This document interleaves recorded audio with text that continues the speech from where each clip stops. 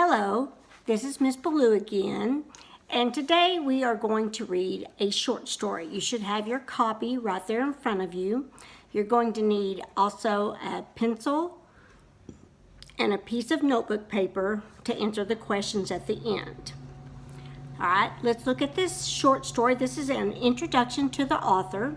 The name of the story is All Summer in a Day. It's set on Venus. That means that's where it takes place, the second planet from the sun. Today we know that Venus has a surface temperature of almost 900 degrees Fahrenheit. In 1950, when Ray Bradbury wrote this story, some scientists believed that the clouds of Venus concealed a watery world. That information may have led Bradbury to create a setting of soggy jungles and constant rain. Let's talk about connecting to the literature. In All Summer in a Day, rain has fallen for 7 years straight. I don't know about you, and we've had a very rainy January, February, March season, more rain than we've had in a long time. So it's been kind of rainy and dreary, but it looks like, it's going to taper off maybe after this week. Anyway, that would be very depressing for 7 years to be in just every day it rains. Okay, here's the author. Meet the author. This is Ray Bradbury over here on the left. Ray Bradbury was born in 1920. As a boy, Ray Bradbury loved magicians, circuses, and science fiction stories. Now, group science fiction stories are stories that are made up, they're not true, and they're usually in the future, very far into the future. So they're not set in today's day and time. They're set like very far in the future. So that's what a science fiction story is. Plus, they're not particularly believable to the average person. He began writing his own imaginative tales, and by age 17 had his first story published in a magazine called Imagination, a science fiction wonder. In 1950, Bradbury won fame for his book of science fiction stories called The Martian Chronicles. One story describes how a group of Earthlings struggled on the rainy world of Venus. Bradbury began to wonder how a child might react to the sun's brief appearance on Venus. 4 years later, he answered his own question by writing All Summer in a Day. Fast facts. Many of Bradbury's stories have been adapted for the television series The Twilight Zone, which is a very scary science fiction type TV show. He has served as a consultant to the Disney Company, the New York World's Fair, and a number of architects.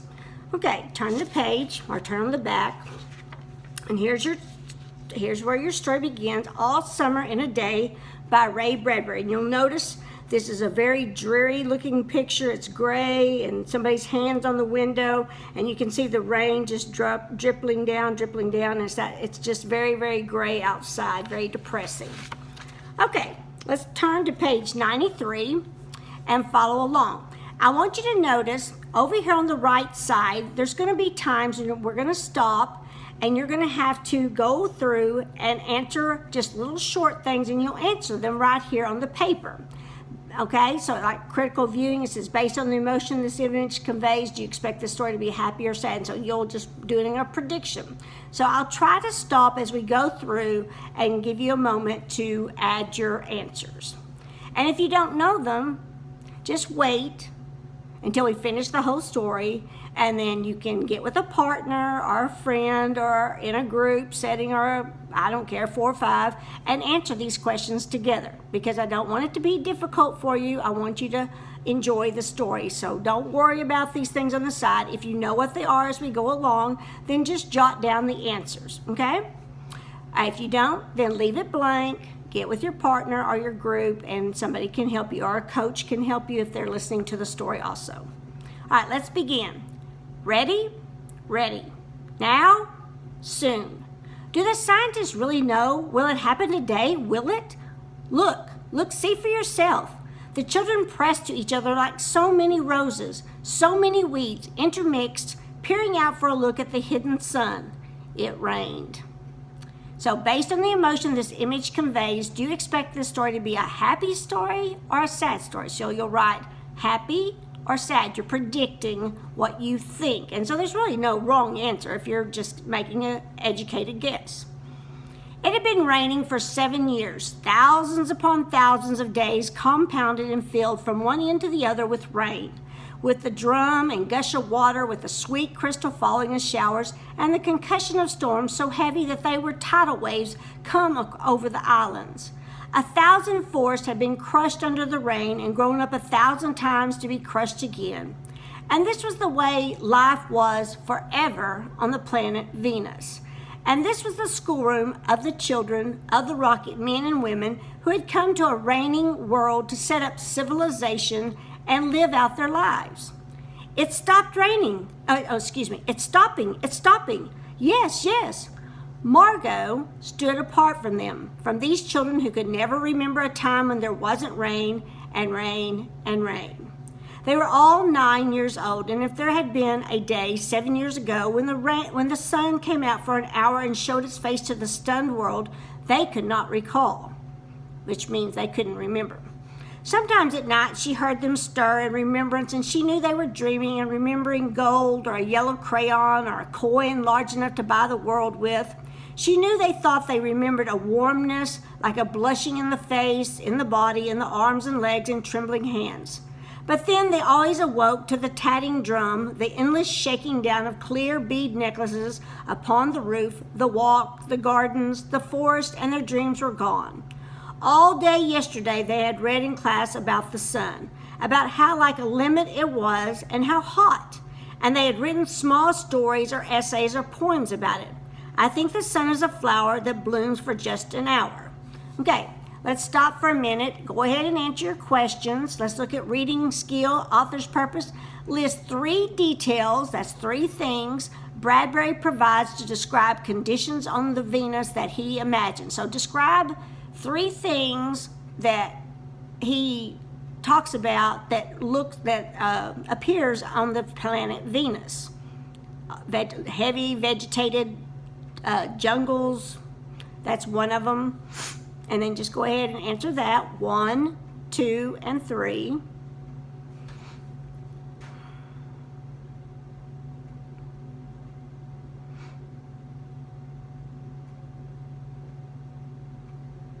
Okay, look at literary analysis, the setting. Now, setting means where does the story take place? How have 7 years of constant rain affected the children? How do you think? This is just how do you think? Do they have any memory of anything else but rain? So how has it affected them?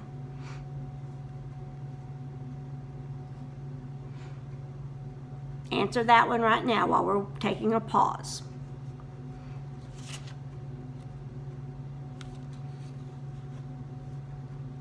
Okay, and down at the bottom, the reading check says, what do the children hope will happen someday? Will happen today, will happen today. What do they hope will happen today in that rainy, dreary world they live in on Venus? So put your answer right there. It's just one simple answer. And if you didn't finish all of these on page 93, you can come back to them, okay? We're going to turn the page to 94. That was Margot's poem, read in a quiet voice in the still classroom while the rain was falling outside. "Aw, you didn't write that," protested one of the boys. "I did," said Margot, "I did." "William," said the teacher, "but that was yesterday." Now the rain was slackening. Okay, you see the underlined word, and it leads over to a vocabulary builder. Slackening means easing, become less active. But that was yesterday. Now the rain was slackening, and the children were crushed in the great thick windows. "Where's teacher? She'll be back. She'd better hurry, we'll miss it." They turned on themselves like a feverish wheel, all fumbling spokes. Margot stood alone. She was a very frail girl who looked as if she'd been lost in the rain for years, and the rain had washed out the blue from her eyes, and the red from her mouth, and the yellow from her hair. She was an old photograph dusted from an album, whitened away, and if she spoke at all, her voice would be a ghost. Now she stood separate, staring at the rain and the loud, wet world beyond the huge glass. "What are you looking at?" said William. Margot said nothing. "Speak when you're spoken to." He gave her a shove, but she did not move. Rather, she let herself be moved only by him and nothing else. Okay, look back up here in the top where it says critical viewing. What aspects of the story setting do you see in this picture? So what do we see in the story in this picture that reflects what they've been talking about as the setting in Venus, what it's like on Venus according to this story? And just put your answer there. It's very simple. It's just what that is right there. Okay, turn the page to page 95. They edged away from her. They would not look at her. She felt them go away. And this was because she would play no games with them in the echoing tunnels of the underground city. If they tagged her and ran, she stood blinking after them and did not follow. When the class sang songs about happiness and life and games, her lips barely moved. Only when they sang about the sun and the summer did her lips move as she watched the drenched windows. And then, of course, the biggest crime of all was that she had come here only 5 years ago from Earth, and she remembered the sun and the way the sun was and the sky was when she was 4 in Ohio. And they had been on Venus all their lives, and they had been only 2 years old when last the sun came out, and had long since forgotten the color and heat of it and the way it really was. But Margot remembered. "It's like a penny," she said once, eyes closed. "No, it's not," the children cried. "It's like a fire," she said, "in the stove." "You're lying. You don't remember," cried the children. But she remembered and stood quietly apart from all of them and watched the pattering windows. And once, a month ago, she had refused to shower in the school shower rooms, had clutched her hands to her ears and over her head, screaming the water mustn't touch her head. All right, let's look over here at the literary analysis. Setting. How was Margot's former home on Earth different from her home on Venus? What was the major difference that they don't have on Venus, but they have on Earth? So put that answer there right now, please.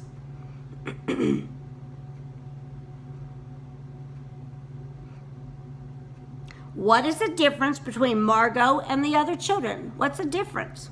Is she like them? Are they like her? So what's the difference?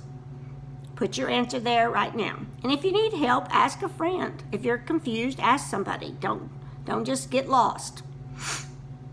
All right, look at the bottom of 95. We're going to continue. So after that, dimly, she sensed it. She was different, and they knew her difference, and kept away. There was talk that her father and mother were taking her back to Earth next year. It seemed vital to her that they do so, though it would mean the loss of thousands of dollars to her family. And so the children hated her for all these reasons of big and little consequence. They hated her pale snow face, her waiting silence, her thinness, and her possible future. "Get away," the boy gave her another push. "What are you waiting for?" Then for the first time, she turned and looked at him, and what she was waiting for was in her eyes. "Well, don't wait around here," cried the boy savagely. "You won't see nothing." Her lips moved. "Nothing," he cried. "It was all a joke, wasn't it?" He turned to the other children. "Nothing's happening today, is it?" They all blinked at him, and then, understanding, laughed and shook their heads. "Nothing. "Oh, but," Margot whispered, her eyes helpless, "but this is the day the scientists predict. They say they know the sun." "All a joke," said the boy, and seized her roughly. "Hey, everyone, let's put her in a closet before the teacher comes." "No," said Margot, falling back. They surged. Look at that vocabulary word, surged. Let's see if it shows it over here. No? Oh, there it is at the bottom. It's a footnote. Surged means moved in a violent, swelling motion. So they all just surrounded her. They surged about her, caught her up, and bore her, meaning picking her up and took her, protesting and then pleading and then crying back into a tunnel, a room, a closet where they slammed and locked the door. Pretty awful. They stood looking at the door and saw it tremble from her beating and throwing herself against it. They heard her muffled cries. Then, smiling, they turned and went out and back down the tunnel just as the teacher arrived. "Ready, children?" She glanced at her watch. Okay. All right, let's look over here. Literature and context. Astronomy connection. The hothouse planet. The pressure of Venus's atmosphere is 90 times greater than Earth. You would be crushed by its weight if you could stand on Venus's surface. breathing would be impossible because the atmosphere is mostly carbon dioxide. The carbon dioxide on Venus traps heat like a greenhouse or a hothouse. Because of this greenhouse effect, the planet's average surface temperature is 900 degrees Fahrenheit, hot enough to melt lead. It never rains on Venus. Now that's according to, these are true facts, not actually in this story. And then connect to literature. How would all summer in a day be different if Bradbury's setting were more like the real Venus? So you can answer that now, or you can wait and answer it after the story. Okay, turn the page to page 97. Yes, said everyone. Are we all here? Yes. The rain slackened still more. They crowded to the huge door. The rain stopped. It was as if in the midst of a film concerning an avalanche, a tornado, a hurricane, a volcanic eruption, something had first gone wrong with the sound apparatus, thus muffling and finally cutting out all noises, all of the blasts and repercussions and thunders, and then, second, ripped the film from the projector and inserted in its place a peaceful tropical slide which did not move or tremor. The world ground to a standstill. The silence was so immense and unbelievable that you felt your ears had been stuffed or you had lost your hearing altogether.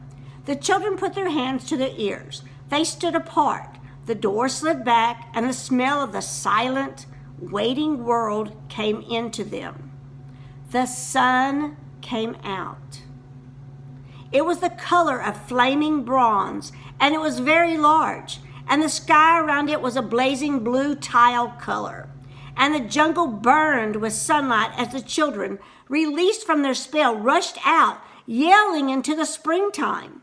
Now, don't go too far, called the teacher after them. You've only 2 hours, you know. You wouldn't want to get caught out. So you didn't want to be caught out in the rain on Venus.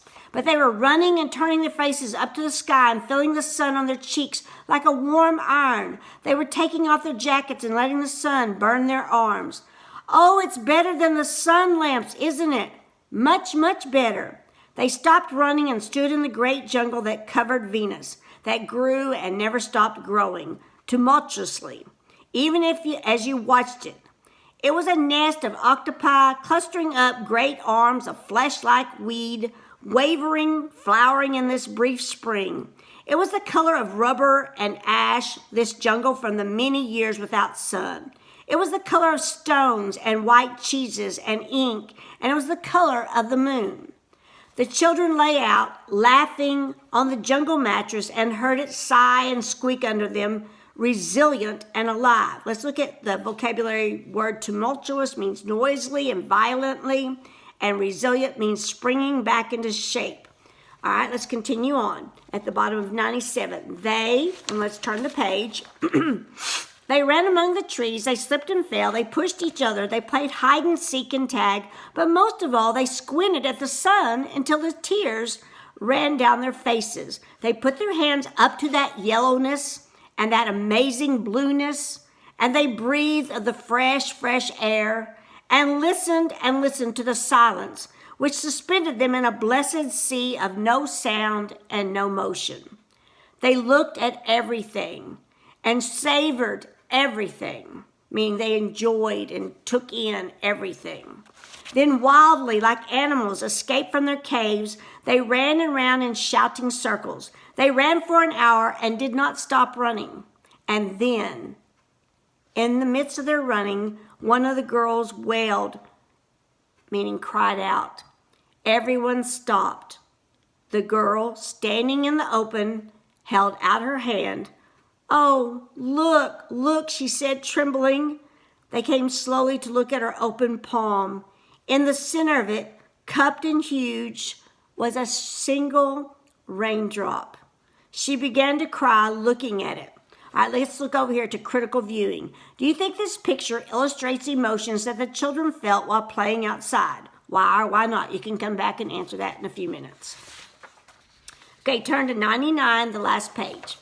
They glanced quietly at the sky. Oh, a few cold drops fell on their noses and their cheeks and their mouths. The sun faded behind a stir of mist. A wind blew cool around them. They turned and started to walk back towards the underground house, their hands at their sides, their smiles vanishing away. A boom of thunder startled them, and like leaves before a new hurricane, they tumbled upon each other and ran. Lightning struck 10 miles away, 5 miles away, a mile, a half a mile. The sky darkened into midnight in a flash. They stood in the doorway of the underground for a moment until it was raining hard. Then they closed the door and heard the gigantic sound of the rain falling in tons and avalanches everywhere, and forever. Will it be 7 more years? Yes, 7. Then one of them gave a little cry. Margot! What? She's still in the closet where we locked her. Margot! They stood as if someone had driven them like so many stakes into the floor. They looked at each other and then looked away. They glanced out at the world that was raining now and raining steadily. They could not meet each other's glances. Their faces were solemn and pale. They looked at their hands and feet, their faces down. Margot. One of the girls said, well? No one moved. Go on, whispered the girl. They walked slowly down the hall in the sound of cold rain. They turned through the doorway to the room in the sound of the storm and thunder, lightning on their faces, blue and terrible. They walked over to the closet door slowly and stood by it. Behind the closet door was only silence. They unlocked the door even more slowly and let Margot out. Okay, that's the end of the story. Look up here at the top, the setting. How does a change in the weather affect the children's mood? So after it goes from the sun that was only out for about 2 hours, and then it started raining slowly and then heavily and more heavily, how did it change how they felt? And then down here, reading skill, the author's purpose. What details here help to reveal the author's purpose? Explain. So we're talking about, on that question, what did the author want you to know about how these children treated Margot, who had been the only one that had ever seen the sun or remembered the sun, and the cruel, horrible trick that they played on her because the sun won't be there again for another 7 years. Okay, now, if you will look at the questions on page 100, all you need to do is on the back, on some notebook paper, take your pencil and on notebook paper, just put number 1, what is your reaction to the way the other children treat Margot? So just tell me how they treat her and then explain why. These are very self-explanatory. Obviously, if you don't know, go back into the story. If you can't find it at all or you don't understand the question, ask a coach or ask a friend to help you. It's not a problem, okay? Here's a little quick review. Who's who in the story? Margot, a girl who once lived in Earth and had seen the sun, and William, a boy who has always lived on Venus and had never seen the sun until that day. And then down here at the bottom, read author's purpose and author's reason for writing the story. So someplace there may be a question about why do you think he wrote this story? Setting, this is the time and place of the action or where it took place. So do 1 through 5. If you'll notice, I marked out C on number 5. And do then the reading skills, 6, 7, 8. And the literary analysis. And then just simply answer the question. Make sure you number correctly. Put them on notebook paper. Put your name, your grade, and your pod at the top of your notebook paper. Name, grade, and pod. Then put the name of the story on the top blue line. All summer in a day. And then skip a line and just start with question 1 and answer it. Question 2, so on. This is not something you have to hurry through. You can go back through the story. You can discuss it with a friend. You can discuss it in a group. Somebody, if they want to be a leader, can get up there and go through the questions with the whole group. And y'all can discuss and answer the questions together. I don't care how you do it, but I do want you to answer the questions because this is a grade. So you can do it in partners, by yourself, in a small group, or one person can get up there and be a leader in the pod and go over the questions one by one, and y'all can answer as a group. Okay? All right, I hope you've enjoyed this story. It really, really is a good story, and I enjoyed it. And I hope to see you soon. And so take care and do your questions. Don't forget name, grade, and pod. Thank you so much. I'll see you soon. Bye-bye.